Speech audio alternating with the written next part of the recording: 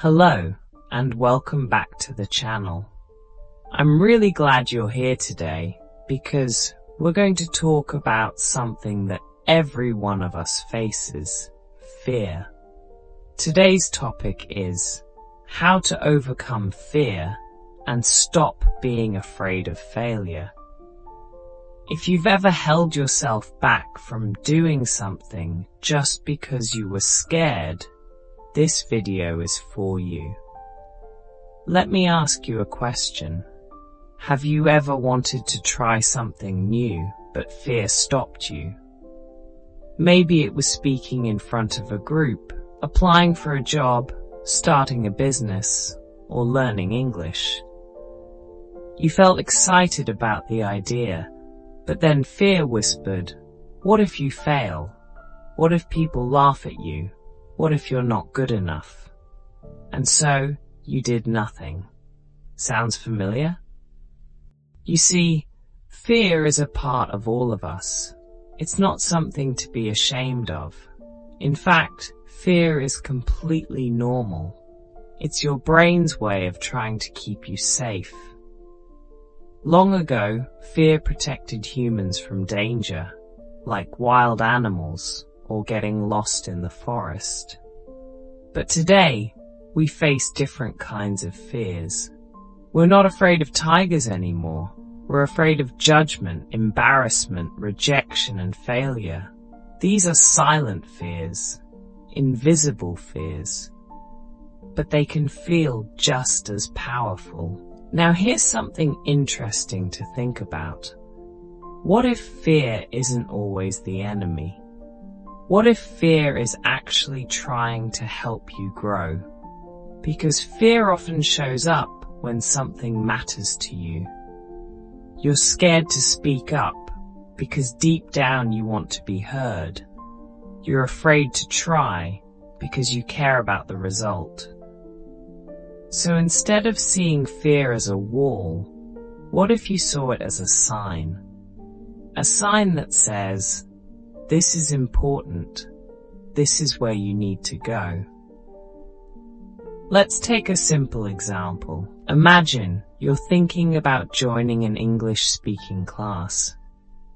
Part of you is excited. You want to speak fluently. You want to feel confident. But then fear shows up. What if I make mistakes? What if others are better than me? So you don't join. You stay quiet. You stay safe. But do you grow? No. That's the cost of fear. It protects you from failure, yes, but it also protects you from progress. So in this video, we're going to go deeper. We'll talk about what fear really is, why it shows up, and most importantly, how to face it, step by step. What if I told you that fear isn't something you have to fight? That you can learn to walk with it and still move forward? Stick with me until the end, because I'll also share a simple but powerful mindset shift that helped me and many others stop letting fear control our choices. This might just change the way you look at fear forever. Let's get started. Fear of failure keeps us stuck. Now that we understand fear is a natural part of being human, let's talk about one of the biggest types of fear, the fear of failure. This fear is sneaky. It doesn't always shout. Sometimes it shows up as hesitation, as self-doubt, as silence. And before we know it, we've built a comfortable little cage around ourselves. A life where we never take risks, never try new things, and never go after what we really want. All because we're afraid to fail. But let me ask you something. What does failure really mean? Does it mean you're not good enough?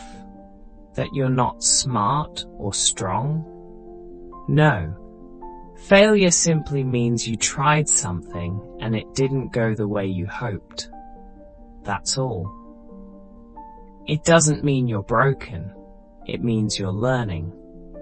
The truth is, we've been taught to be afraid of failure since we were young. In school, a wrong answer felt like a disaster. On social media, we only see the highlights, never the behind-the-scenes struggles. We start to believe that everyone else is succeeding while we're the only ones falling behind. But that's not true. Behind every success story, there are moments of fear, doubt, and failure. You just don't see them. Think about anyone you admire, an artist, an athlete, an entrepreneur, even your favorite YouTuber. Do you think they got it right the first time? Of course not. They made mistakes. They messed up. They failed. But they didn't stop. They kept going. And that's why they grew. The fear of failure keeps us small. It tells us, don't try. Don't risk it. Stay safe. But staying safe often means staying stuck. You avoid failure, but you also avoid growth. You avoid pain, but you also avoid potential. And at the end of the day, which one hurts more? Trying and failing, or never trying at all? So let me flip the question for you. What if failure isn't the worst thing that can happen? What if the real failure is not trying at all? In the next part, we're going to explore how failure is not the opposite of success, but actually a necessary part of it.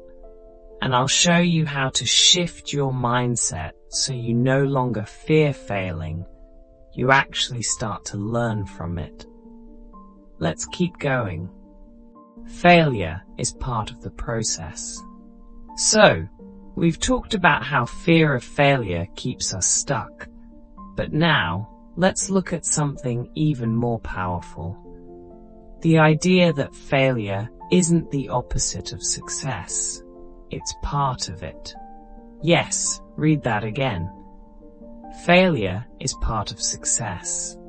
You cannot grow, learn, or improve without falling down once in a while. And that's not something to be ashamed of, it's something to expect. Think about how we learn anything in life. Learning to walk. You fall 100 times before you finally stand up. Learning to ride a bike. You wobble, you fall, you get back up. Even learning English. You make mistakes with grammar, with pronunciation, with confidence. But do those mistakes mean you'll never speak English well? Of course not. They're just steps on the path. Failure teaches you things that success can't. It teaches you resilience. It teaches you patience.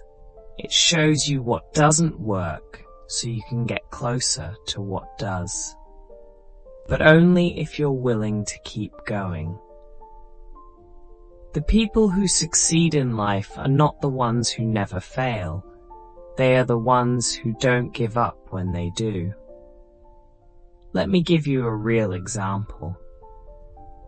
Think about Thomas Edison, the man who invented the light bulb.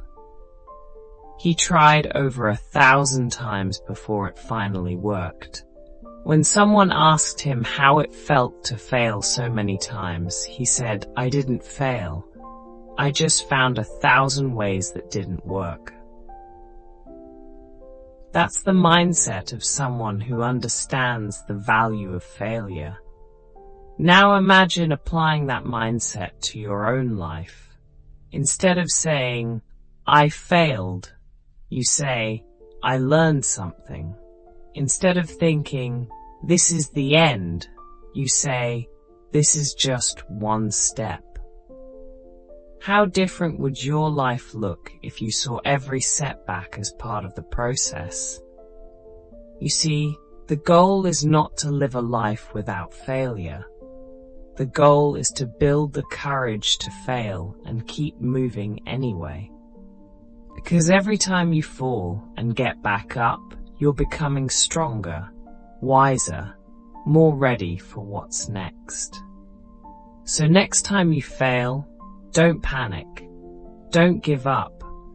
Remind yourself that this is exactly how growth works.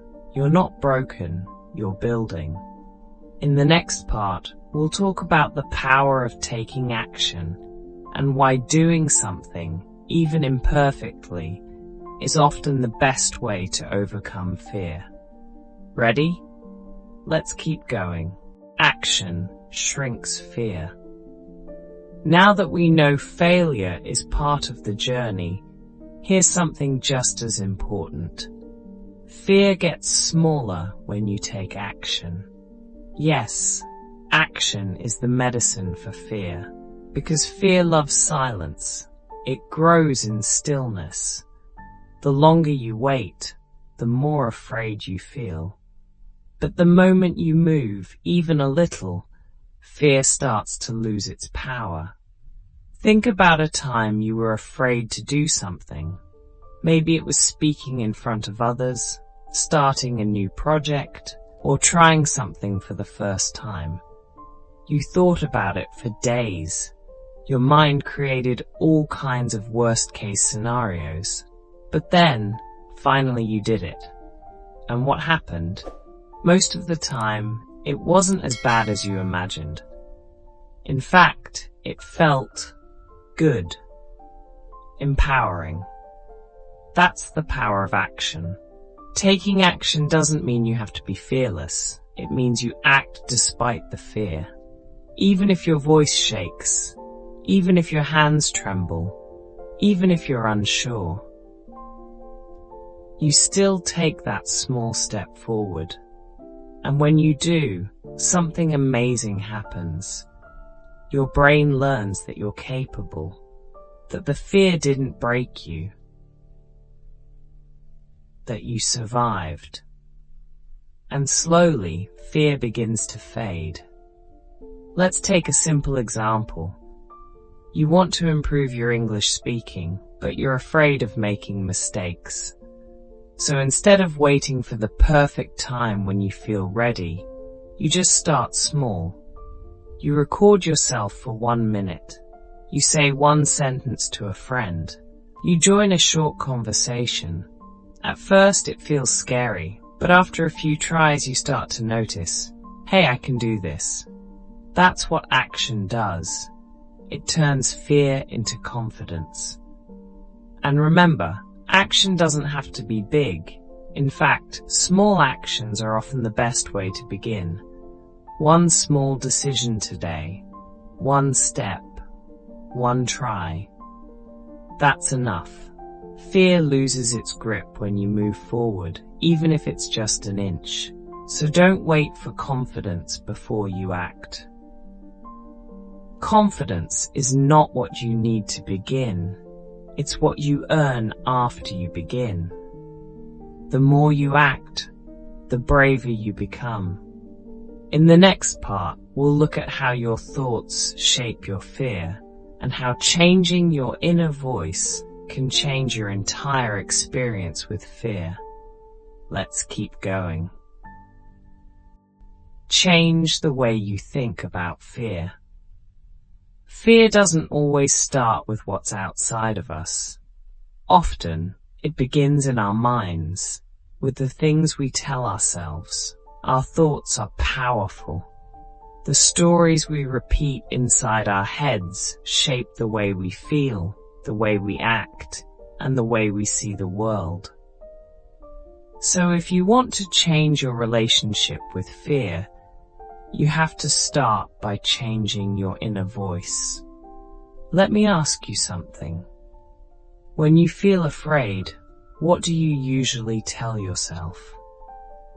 Do you say, I can't do this? Or what if I fail?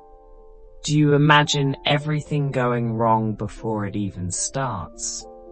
Most of us do. And when we think like that, fear becomes bigger because our thoughts feed it. But what if you spoke to yourself differently? What if, instead of saying, "What if I fail?" you said, "What if I grow?" Or "What if I learn something important?" Just one different thought can completely change how you feel. You go from fear to curiosity, from self-doubt to self-compassion, from stuck to moving. Here's something I love to remind myself. Talk to yourself like you would talk to someone you care about. Would you tell your best friend, "You're gonna mess this up? You're not good enough"? Of course not. You'd say, "Try your best. I believe in you. You're learning." So why not speak to yourself with that same kindness? Your mind is always listening, so plant the right thoughts. Positive, gentle, supportive thoughts. You're not weak because you feel fear. You're human. And when you shift the way you think about fear, not as a monster, but as a signal, you begin to take back your power. In the next part, we'll talk about how fear can actually be a sign of growth, and how embracing it can lead you to the best version of yourself. Stick with me, because it only gets better from here. Fear means you're growing. Now here's something that might surprise you. Feeling fear can actually be a good thing. Yes, you heard that right. Fear doesn't always mean you're doing something wrong. Sometimes it means you're doing something brave, something new, something important. Fear often shows up not when you're weak, but when you're growing. Let's think about this. When do you feel the most fear? Is it when you're doing something safe and familiar, or when you're stepping out of your comfort zone? Most likely, it's the second one. And that makes sense. Growth only happens when you stretch yourself, when you try something you've never done before, when you take a risk. And fear? It's just your body's way of saying, "Hey, we've never been here before." That's not a warning. It's a sign that change is happening. For example, let's say you've always wanted to speak English confidently, but the moment you open your mouth, fear shows up. Your heart races, your voice shakes, you want to run away. But here's the truth. Those feelings mean you care. They mean you're challenging yourself. And that is exactly how confidence is built. Step by step, fear by fear. The people who grow the most are not the ones who avoid fear. They're the ones who walk through it. They feel the fear and still say, "Yes, I'm doing it anyway." And with each small win, fear loses its power, and your confidence grows stronger. So the next time fear shows up, pause and smile. Don't see it as a stop sign. See it as a message. You're on the edge of something good. You're growing. In the next and final part, we'll wrap everything up with one simple truth. You don't need to be fearless. You just need to take the next small step. Let's finish strong. Just take the next step. So what can you do with all of this? What's the answer to fear? The truth is simpler than you think. Just take the next step. Not the biggest step, not the perfect step. Just the next one. You don't need to have it all figured out. You don't need to feel brave or ready. You just need to move forward, even if it's only a little. Because every big journey starts with one small move. Every dream is built by little steps, and every fear becomes smaller when you take action again and again. Maybe your next step is raising your hand in class. Maybe it's writing that first page.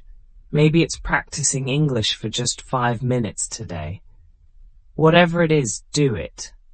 Don't wait for fear to disappear. Let courage grow by doing. Remember, you don't have to be fearless to make progress. You just have to be willing. Willing to try. Willing to fail. Willing to keep going. That's how you grow. That's how you win. Thank you so much for being here today. I hope this message reminded you that fear is not the enemy. It's a signal. And you are stronger than you think. Keep moving forward. Keep showing up. Keep taking those small steps. Because one day, you'll look back and realize that fear didn't stop you. It shaped you. It made you bold. It helped you become who you were meant to be. And if you found this video helpful or meaningful, don't forget to like and subscribe to the channel. Your support helps us grow and keeps these positive messages coming. Take care, and I'll see you in the next video. You've got this.